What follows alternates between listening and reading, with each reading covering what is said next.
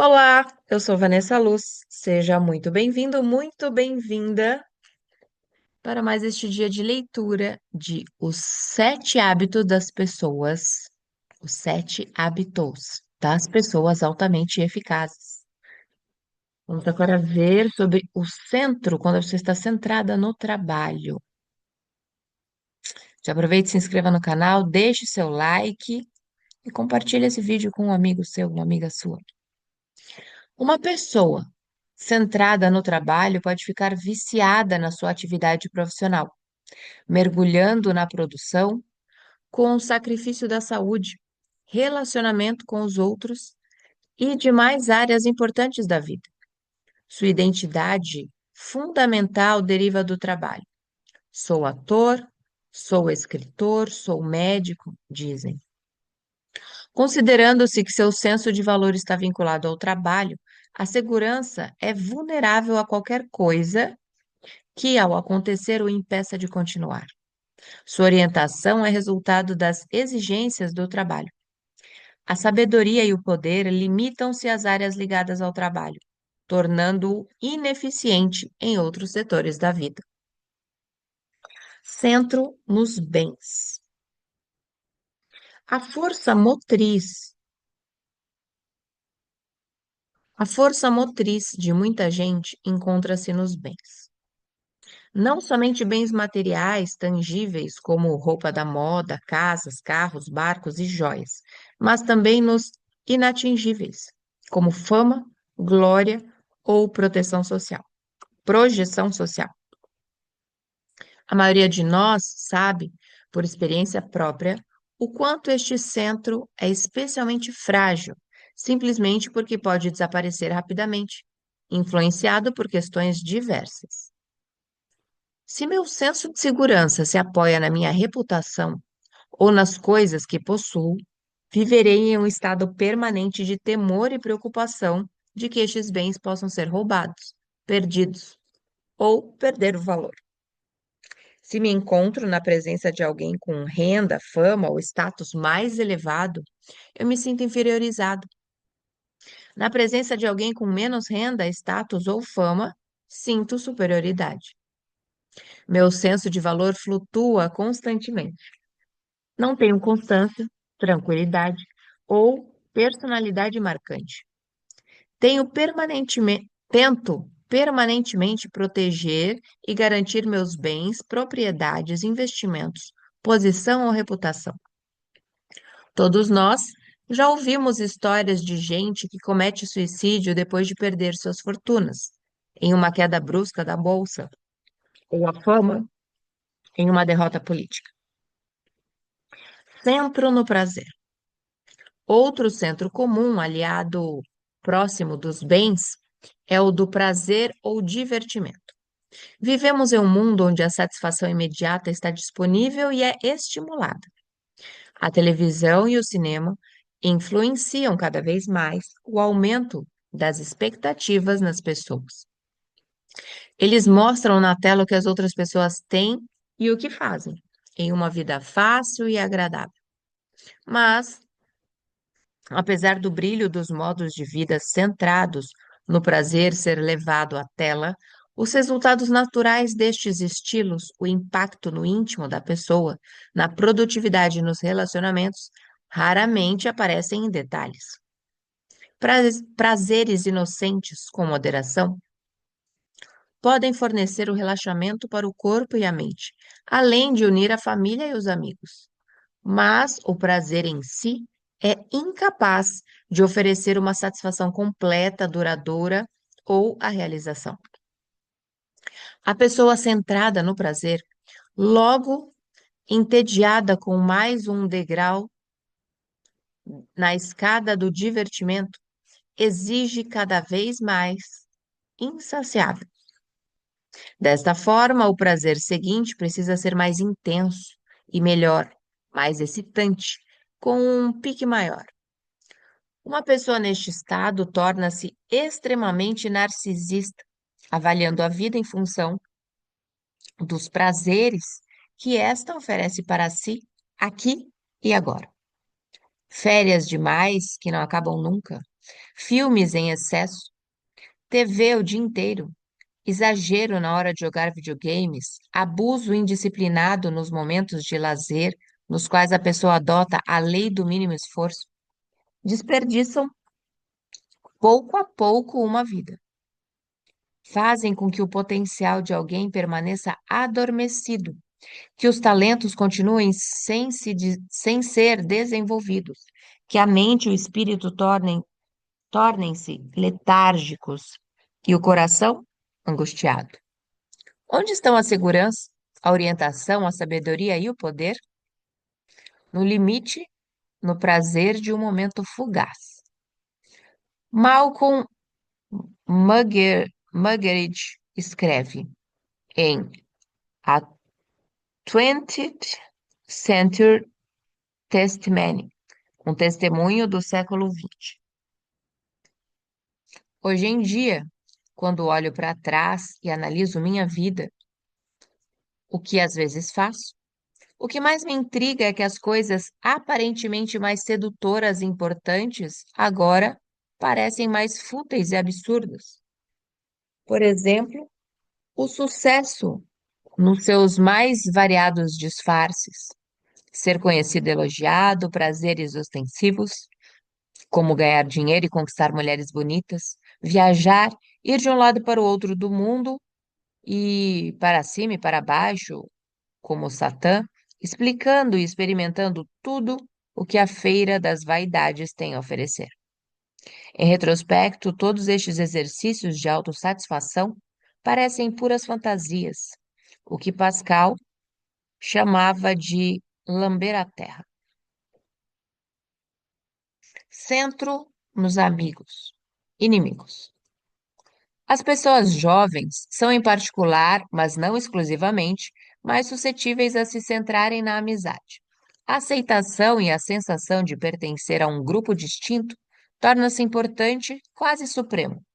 O espelho social, distorcido e instável, transforma-se na fonte dos quatro fatores que sustentam a vida, criando um alto grau de dependência dos humores, sentimentos, atitudes e comportamentos inconstantes dos outros.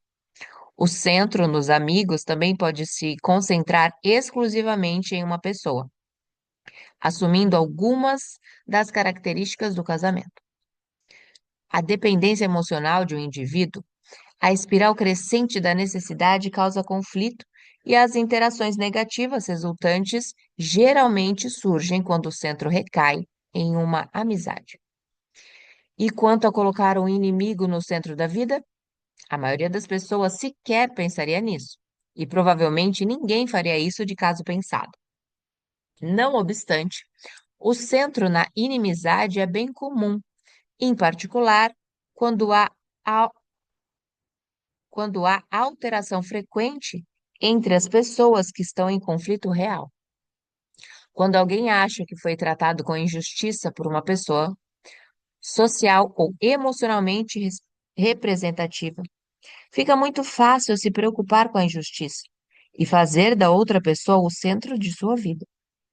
Em vez de cuidar proativamente da sua vida, a pessoa centrada no inimigo reage impulsivamente aos comportamentos e atitudes de quem considera inimigo.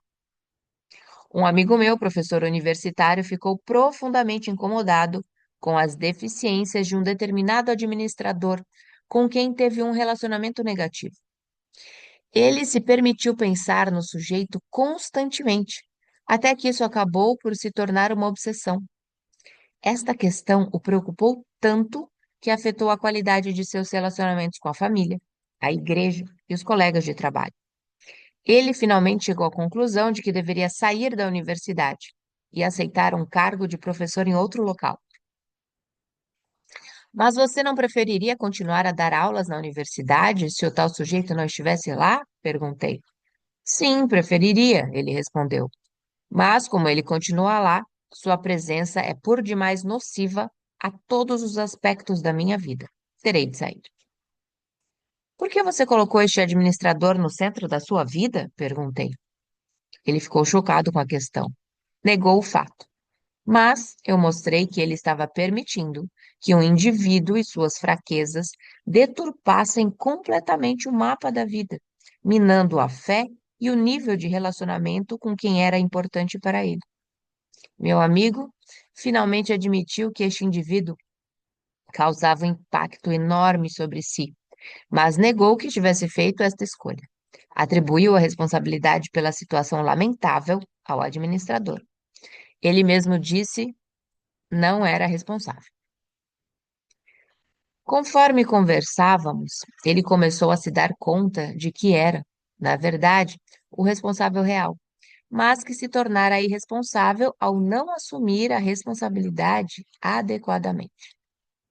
Muitas pessoas divorciadas se encaixam no mesmo modelo, continuam sendo consumidas pela raiva, amargura e justificativas da relação ao ex-cônjuge. Em um sentido negativo, psicologicamente, elas continuam casadas. Cada um depende das fraquezas do antigo parceiro para justificar suas acusações. Muitos filhos mais velhos passam a vida odiando os pais, aberta ou disfarçadamente. Eles os culpam pelos abusos, negligência ou favoritismo no passado e centram sua vida adulta no ódio, vivendo o papel reativo. E o ressentimento que o acompanha. O indivíduo que vive centrado nos amigos ou inimigos não possui segurança interna. O senso de valor é volátil, resultado do estado emocional ou do comportamento de outros. A orientação vem da percepção de como os outros vão reagir, e a sabedoria é limitada pela convivência social ou por uma paranoia centrada no inimigo. O indivíduo não tem poder. As outras pessoas dão as cartas. Centro na igreja. Acredito que pessoas seriamente envolvidas com qualquer crença admitirão que ir à igreja não é sinônimo de espiritualidade interior. Existem pessoas que se ocupam tanto com rezas e projetos da igreja que ficam insensíveis para as necessidades humanas prementes que as rodeiam, contradizendo os próprios preceitos em que dizem acreditar tão profundamente. Existem outros que comparecem à igreja com menos frequência, ou nem aparecem, cujas atitudes refletem um centro mais genuíno, apoiado na ética judaico-cristã básica. Tendo participado a vida inteira das atividades organizadas por minha igreja e de grupos de auxílio comunitário, concluí que frequentar a igreja não equivale necessariamente a viver os princípios ensinados nas reuniões. As pessoas, perdão, a pessoa pode ser ativa na igreja, mas passiva quanto ao evangelho. Na vida centrada na igreja, a imagem ou a aparência pode se tornar a preocupação dominante para a pessoa, conduzindo a uma hipocrisia que mina a segurança pessoal e o valor intrínseco. A orientação vem da consciência social, e a pessoa centrada na igreja tende a rotular artificialmente os outros com termos como ativo, inativo, liberal, ortodoxo ou conservador.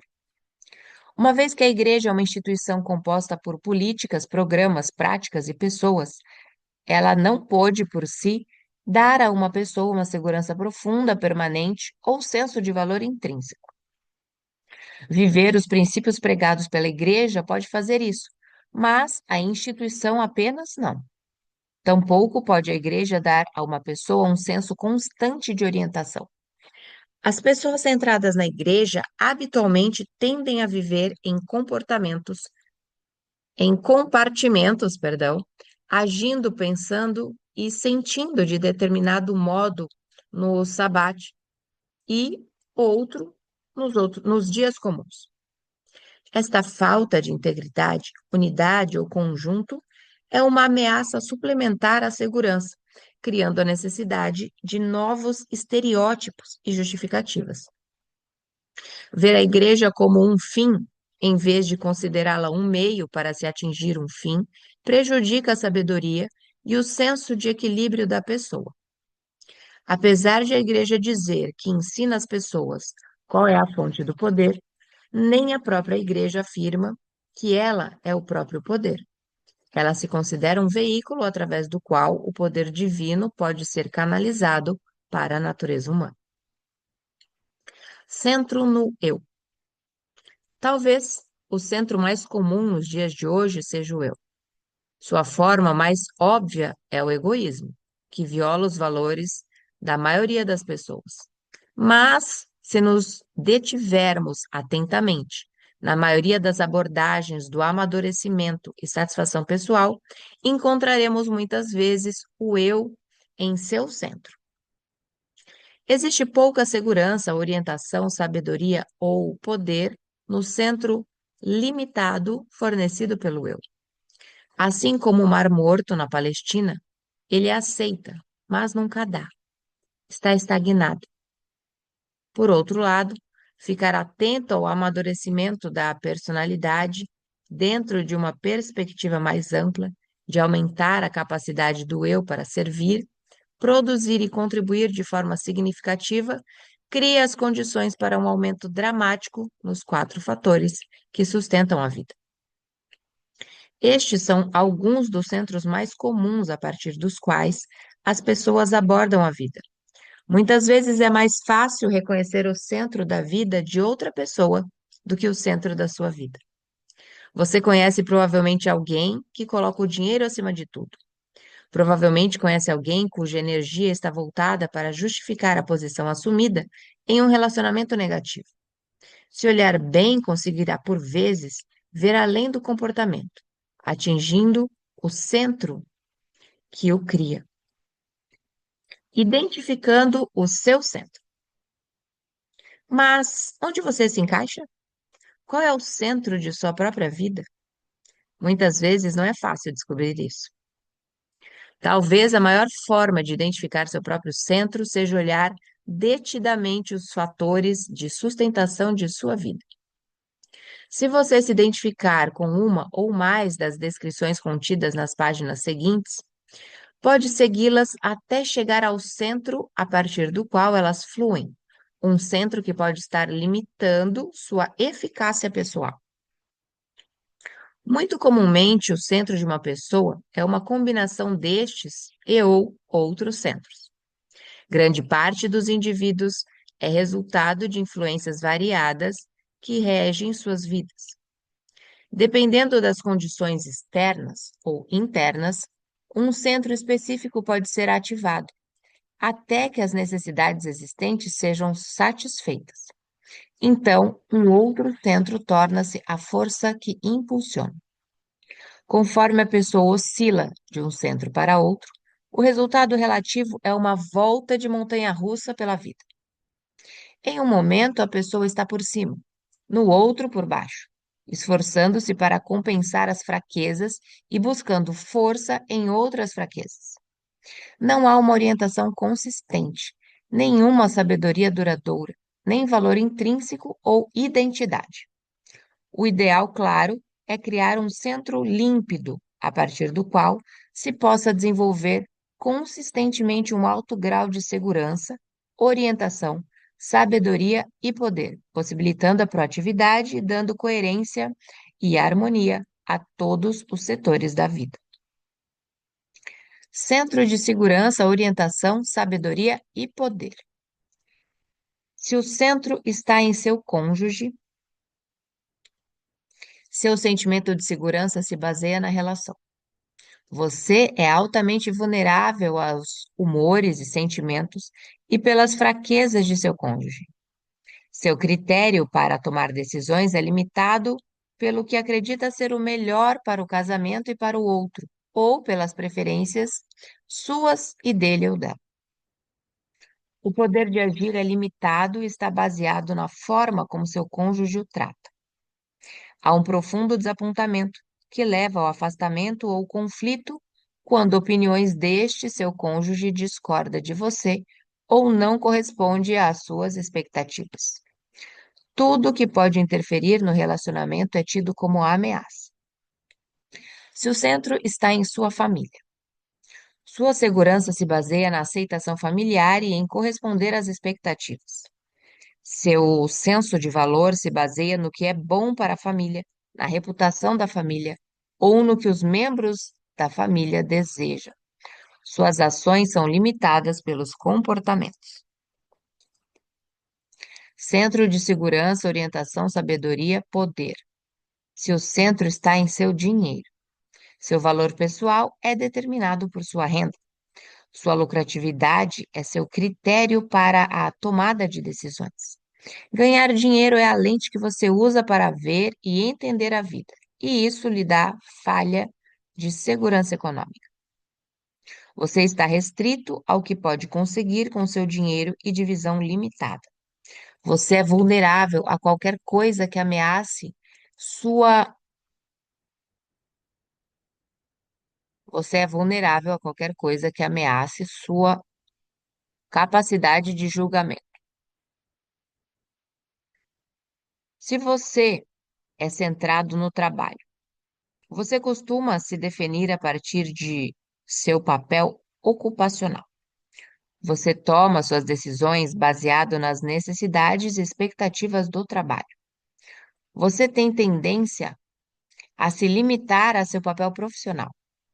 Suas ações são limitadas pelos modelos de suas atividades ocupacionais, restrições institucionais, opiniões de seu chefe e possivelmente por sua incapacidade de realizar uma tarefa específica.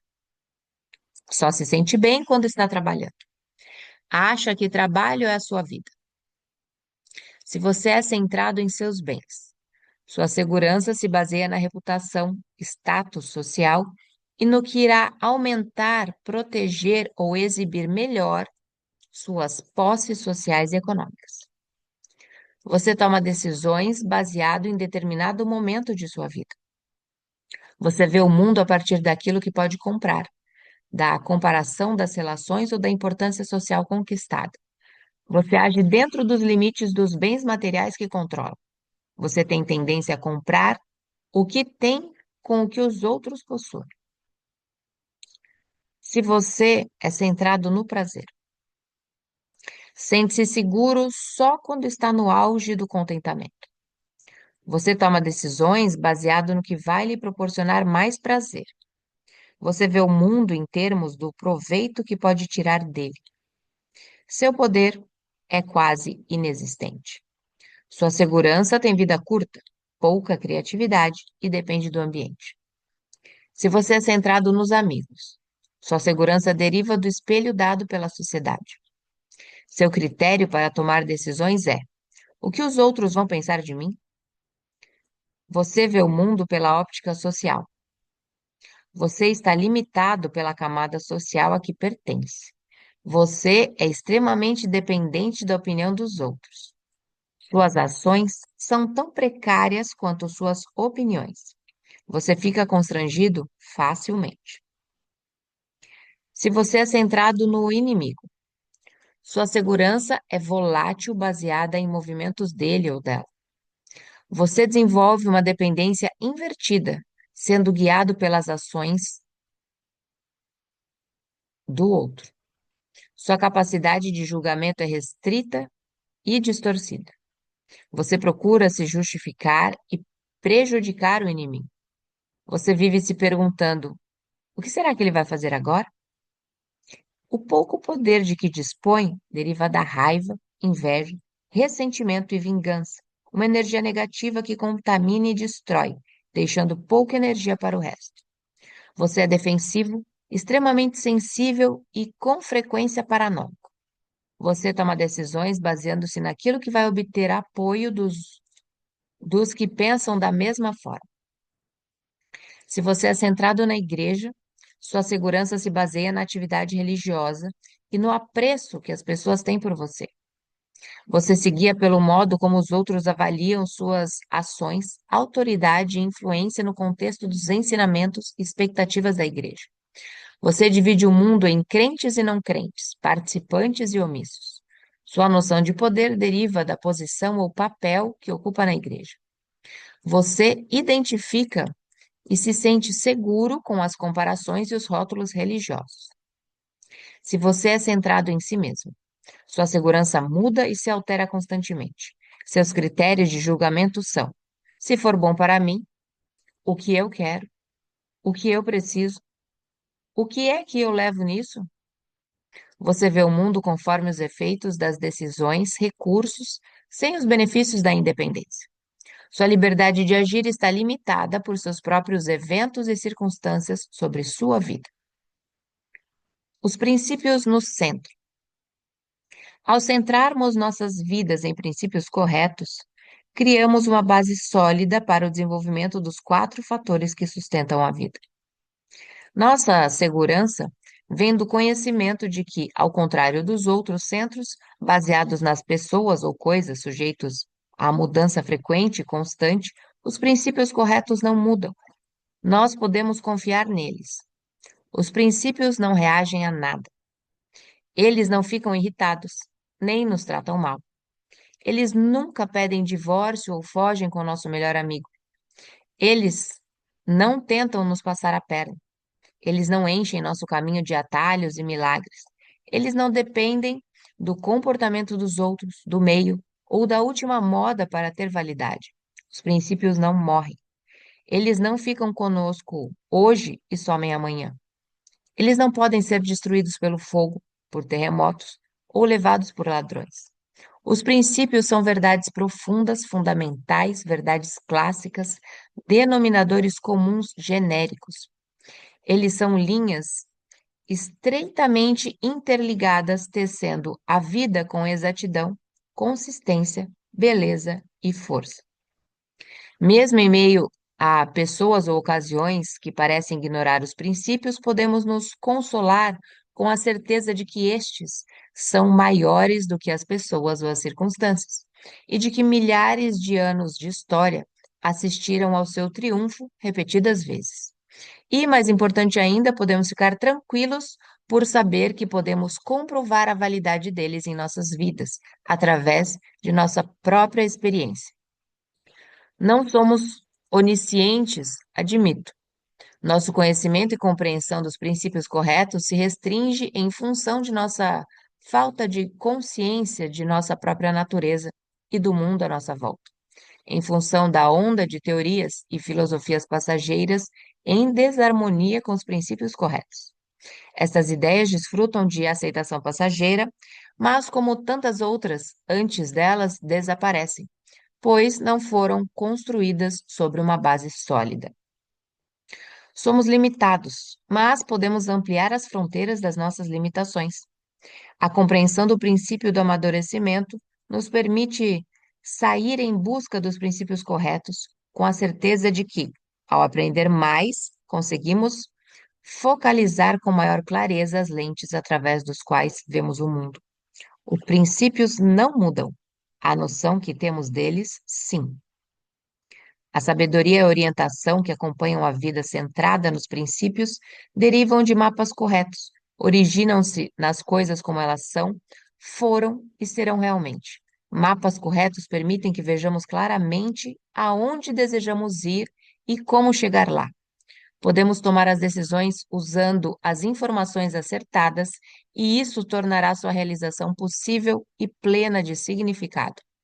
O poder pessoal que vem com a vida centrada nos princípios é o poder presente em um indivíduo possuidor de autoconsciência, de compreensão, que não se limita em função das atitudes, comportamentos e ações dos outros ou pelas diversas circunstâncias e influências do meio que restringem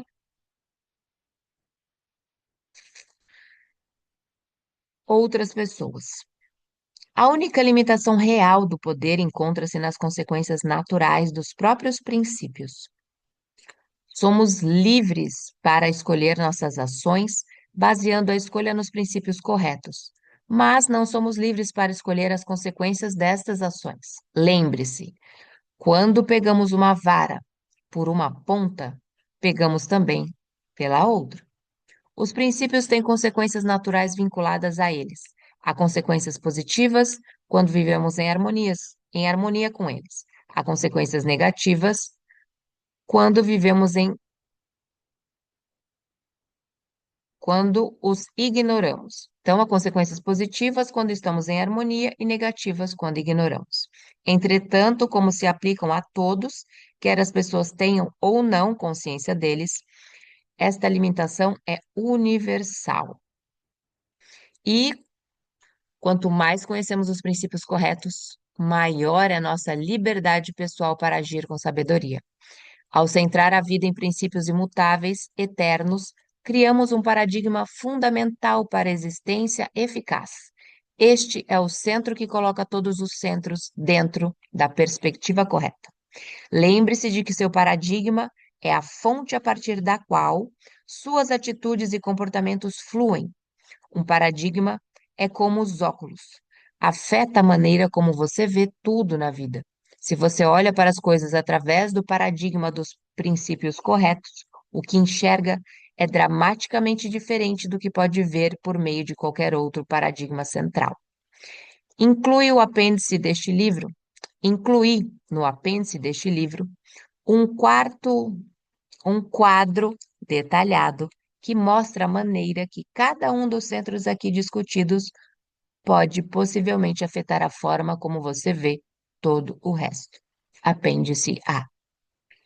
E ficamos por aqui em mais esse dia de leitura, nos estendemos um pouquinho, mas se você chegou até aqui, não deixe de se inscrever, deixar o seu like, fazer um comentário para que esse vídeo seja entregue de forma